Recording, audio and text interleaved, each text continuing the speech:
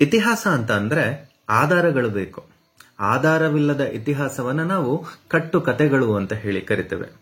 ಇಲ್ಲಿ ಭಾಷೆಯ ಒಂದು ಇತಿಹಾಸ ಕನ್ನಡ ಮೊದಲ, ತಮಿಳು ಮೊದಲ ಅಥವಾ ತೆಲುಗು ಮೊದಲ ಅಂತ ನೋಡೋದಾದ್ರೆ ಇಲ್ಲಿ ನಮಗೆ ಆಧಾರಗಳು ಬೇಕಾಗುತ್ತೆ. ಯಾವ ಭಾಷೆ ಮೊದಲು ಅಂತ ಹೇಳಿ.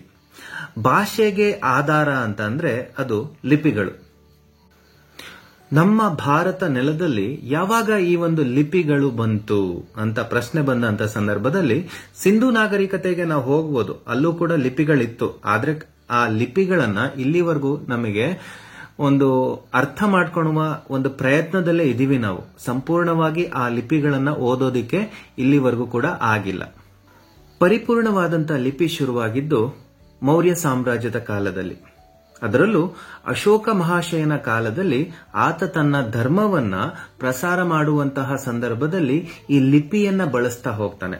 ಆ ಕಾರಣದಿಂದ ಆತನನ್ನ ಈ ಶಾಸನಗಳ ಪಿತಾಮಹ, the father of Indian inscriptions ಅಂತ ಹೇಳಿ ನಾವು ಅಶೋಕನನ್ನ ಕರಿತೇವೆ. ಅಶೋಕನ ಶಾಸನಗಳನ್ನ 4 ಭಾಗಗಳಾಗಿ ಕ್ಲಾಸಿಫೈ ಮಾಡ್ತಾ ಹೋಗ್ತಾರೆ. Major rock edicts, minor rock edicts, major pillar edicts and minor pillar edicts ಅಂತ ಹೇಳಿ 4 ಭಾಗಗಳಾಗಿ ವಿಭಜನೆಯನ್ನ ಮಾಡುವಂತದ್ದು ಕೂಡ ನಾವು ನೋಡಬಹುದು. ಈ ಎಲ್ಲಾ ಶಾಸನಗಳಲ್ಲೂ ಕೂಡ ಅಶೋಕ ಮಹಾಶಯ ಬಳಕೆ ಮಾಡಿದಂತಹ ಒಂದು ಲಿಪಿ ಏನಿತ್ತು ಅದು ಬ್ರಾಹ್ಮಿ ಲಿಪಿ ಆಗಿತ್ತು. ಹಾಗೆ ಅದರ ಭಾಷೆ ಏನಿತ್ತು ಅದು ಪ್ರಾಕೃತ ಭಾಷೆ ಆಗಿತ್ತು. ಪ್ರಾಕೃತ ಭಾಷೆ ಮತ್ತು ಬ್ರಾಹ್ಮಿ ಲಿಪಿಯಲ್ಲಿ ಮುಖ್ಯವಾಗಿ ಆತ ಗ್ರೀಕ್ ಭಾಷೆಯಲ್ಲೂ ಕೂಡ ಬರೆಸ್ತಾನೆ, ಅದು ಬೇರೆ ವಿಚಾರ. ಮುಖ್ಯವಾಗಿ ಆತ ಪ್ರಾಕೃತ ಭಾಷೆ ಹಾಗೂ ಬ್ರಾಹ್ಮಿ ಲಿಪಿಯಲ್ಲಿ ತನ್ನ ಶಾಸನಗಳನ್ನ ಎಲ್ಲಾ ಕಡೆ ಬರೆಸ್ತಾ ಹೋಗ್ತಾನೆ. ಅಶೋಕ ತನ್ನ ಸಂದೇಶವನ್ನ ಪ್ರಸಾರ ಮಾಡೋದಕ್ಕೋಸ್ಕರ ಈ ಬ್ರಾಹ್ಮಿ ಲಿಪಿ ಮತ್ತು ಈ ಪ್ರಾಕೃತ ಭಾಷೆಯಲ್ಲಿ ಸುಮಾರು 33 ಶಾಸನಗಳನ್ನ ಬರೆಸಿರ್ತಾನೆ. ಅದರಲ್ಲಿ ಸುಮಾರು 14 ಶಾಸನಗಳು ನಮ್ಮ ಕನ್ನಡ ನೆಲದಲ್ಲೇ ಸಿಗುವಂತದ್ದು ನಾವು ಹೆಮ್ಮೆ ಪಡಬೇಕಾದಂತ ವಿಚಾರ. ಸನ್ನತಿ ಆಗಿರ್ಬೋದು, ಗವಿಮಠ ಆಗಿರ್ಬೋದು, ಸುವರ್ಣಗಿರಿ ಆಗಿರ್ಬೋದು, ಬ್ರಹ್ಮಗಿರಿ ಆಗಿರ್ಬೋದು, ಪಾಲ್ಕಿಗುಂಡ ಆಗಿರ್ಬೋದು, ಹೀಗೆ ಸುಮಾರು 14 ಕಡೆ ನಮಗೆ ಅಶೋಕನ ಶಾಸನಗಳು ಸಿಗತ್ತೆ. ಇದರಿಂದ ಒಂದು ವಿಚಾರ ಗೊತ್ತಾಗೋದೇನು ಅಂತಂದ್ರೆ ನಮ್ಮ ನೆಲದ ಜನರೇನಿದ್ರು ಅವರು ಅಕ್ಷರಸ್ಥರಾಗಿದ್ರು. ಹೀಗೆ ಈ ಬ್ರಾಹ್ಮಿ ಲಿಪಿ ಅನ್ನುವಂಥದ್ದು ಅಶೋಕನಿಂದ ದಕ್ಷಿಣಕ್ಕೆ ಅದು ಬರುತ್ತೆ. ಹಂಗನ್ಕೊಂಡು ನಮ್ಮ ದಕ್ಷಿಣದಲ್ಲಿ ಯಾವ ಭಾಷೆನೇ ಇರ್ಲಿಲ್ವಾ, ಬರೀ ಈ ಪ್ರಾಕೃತ ಭಾಷೆಯನ್ನೇ ಜನ ತಿಳ್ಕೊಂಡಿದ್ರ? ಇಲ್ಲ, ನಮ್ಮಲ್ಲಿ ಭಾಷೆಗಳಿದ್ವು. ಈ ಪ್ರದೇಶದಲ್ಲಿ ಕನ್ನಡ ಭಾಷೆಯನ್ನ ಮಾತಾಡ್ತಾ ಇದ್ರು, ಆ ತಮಿಳು ಪ್ರದೇಶದಲ್ಲಿ ತಮಿಳು ಭಾಷೆಯನ್ನ ಮಾತಾಡ್ತಾ ಇದ್ರು, ಆಂಧ್ರ ಪ್ರದೇಶದ ಭಾಗದಲ್ಲಿ ಆಂಧ್ರ ಭಾಷೆಯನ್ನೇ ಮಾತಾಡ್ತಾ ಇದ್ರು. ಆದ್ರೆ ಅದಕ್ಕೆ ಬರವಣಿಗೆಯ ಸ್ವರೂಪ ಬಂದಿದ್ದು ಅಶೋಕನ ಕಾಲಘಟ್ಟದಲ್ಲಿ ಬ್ರಾಹ್ಮಿ ಲಿಪಿಯ ಮೂಲಕವಾಗಿ. ಈ ವಿಚಾರವನ್ನ ಸರಿಯಾಗಿ ತಿಳ್ಕೋಬೇಕು ಕೆಲವರು. ಸಂಪೂರ್ಣವಾದಂತಹ ಕನ್ನಡ ಲಿಪಿ ನೇರವಾಗಿ ಬ್ರಾಹ್ಮಿ ಭಾಷೆಯಿಂದ ಶುರುವಾಗಿದ್ದು 3ನೇ ಶತಮಾನದಲ್ಲಿ.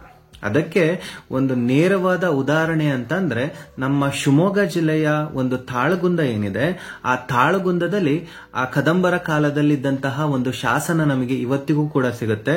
ತಾಳಗುಂದ ಶಾಸನ ಅಂತ ಹೇಳಿ ಕರೀತಾರೆ. ಅಲ್ಲಿ ಬಳಕೆ ಮಾಡಿದಂತಹ ಒಂದು ಸ್ಕ್ರಿಪ್ಟ್ ಏನಿತ್ತು, ಲಿಪಿ ಏನಿತ್ತು, ಅದು ಅಚ್ಚ ಕನ್ನಡ ಲಿಪಿಯಾಗಿತ್ತು. ಇದನ್ನು ಬಿಟ್ರೆ ನಮಗೆ 4ನೇ ಶತಮಾನದಲ್ಲಿ ಹಲ್ಮಿಡಿ ಶಾಸನ ಸಿಗುತ್ತೆ. ಅದು ಕೂಡ ಕದಂಬರ ಕಾಲಘಟ್ಟಕ್ಕೆ ಸೇರಿದಂತಹ ಒಂದು ಶಾಸನ, ಹಾಸನ ಜಿಲ್ಲೆಯಲ್ಲಿ ಸಿಗುತ್ತೆ. ನಂತರದಲ್ಲಿ ಕದಂಬರಾಗಿರ್ಬೋದು, ಗಂಗರಾಗಿರ್ಬೋದು, ಹಲವಾರು ಶಾಸನಗಳನ್ನ ನಮ್ಮ ಕನ್ನಡ ಭಾಷೆಯಲ್ಲೇ ಅವರು ಕೆತ್ತಿಸ್ತಾ ಹೋಗ್ತಾರೆ. ತಮ್ಮ ವಿಚಾರವನ್ನ, ತಮ್ಮ ಸಂದೇಶವನ್ನ ಪ್ರಸಾರ ಮಾಡ್ತಾ ಹೋಗ್ತಾರೆ. ಆದ್ರೆ ತಮಿಳಿನ ಲಿಪಿ ಏನಿದೆ 5ನೇ ಶತಮಾನದ ತನಕನೂ ಕೂಡ ಅವರು ಅಶೋಕನ ಒಂದು ಬ್ರಾಹ್ಮಿ ಲಿಪಿ ಏನಿತ್ತು ಆ ಲಿಪಿಯನ್ನೇ ಬಳಕೆ ಮಾಡ್ತಾ ಇದ್ರು. ಆದ್ರೆ ಅದಕ್ಕೆ ಬೇರೆ ಹೆಸರನ್ನ ಹೇಳ್ತಾರೆ, ಅದನ್ನ ತಮಿಳ್ ಬ್ರಾಹ್ಮಿ ಅದು ಅಂತ ಹೇಳಿ ಅವ್ರು ಕರೀತಾರೆ. ಆದ್ರೆ ಅದು ಮೂಲತಃ ಅಶೋಕನ ಬ್ರಾಹ್ಮಿಯೇ ಆಗಿತ್ತದು. ಈ ತಮಿಳು ಬ್ರಾಹ್ಮಿ ಅಂತ ಏನ್ ಕರೀತಾರೆ, ಆ ಬ್ರಾಹ್ಮಿ ನಂತರದಲ್ಲಿ ಈ ಪಲ್ಲವರ ಕಾಲಘಟ್ಟದಲ್ಲಿ ಅಲ್ಲಿ 2 ಪ್ರಮುಖವಾದಂತಹ ಲಿಪಿಯನ್ನ ಬಳಕೆ ಮಾಡ್ತಾರೆ. ಅದು ಗ್ರಂಥ ಮತ್ತು ಒಟೆಲುತ್ತು ಅನ್ನುವಂತ ಲಿಪಿ.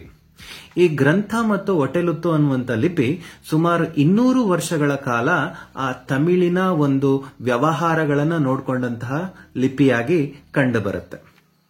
ಸೊ ಅಲ್ಲಿಗೆ 4ನೇ ಶತಮಾನದವರೆಗೂ ಬ್ರಾಹ್ಮಿ, 5ನೇ ಶತಮಾನದಲ್ಲಿ ಗ್ರಂಥಿ, ಆ ನಂತರದಲ್ಲಿ ಬಂದಿದ್ದು 6ನೇ ಶತಮಾನದಲ್ಲಿ ಅದು ಈ ತಮಿಳು ಲಿಪಿ. ಆದರೆ ಕನ್ನಡ ಆ ರೀತಿಯಲ್ಲಿ ಅಲ್ಲ. ಕನ್ನಡ 2ನೇ ಶತಮಾನದಲ್ಲಿ ನೇರವಾಗಿ ಬ್ರಾಹ್ಮಿಯಿಂದ ಹುಟ್ಟುಕೊಂಡಂತಹ ಒಂದು ಭಾಷೆ, ಒಂದು ಲಿಪಿ, ಅದು ಕನ್ನಡ ಲಿಪಿ. ಭಾಷೆಯ ಬಗ್ಗೆ ಅಂಧ ಅಭಿಮಾನ ಏನಿದೆ ಅದು ಯಾವುದೇ ಉಪಯೋಗಕ್ಕಿಲ್ಲದ್ದು. ಭಾಷೆಯ ಒಂದು ಇತಿಹಾಸವನ್ನು ತಿಳ್ಕೋಬೇಕು, ಲಿಪಿಯ ಇತಿಹಾಸವನ್ನು ನೀವೆಲ್ಲರೂ ಕೂಡ ತಿಳ್ಕೋಬೇಕು.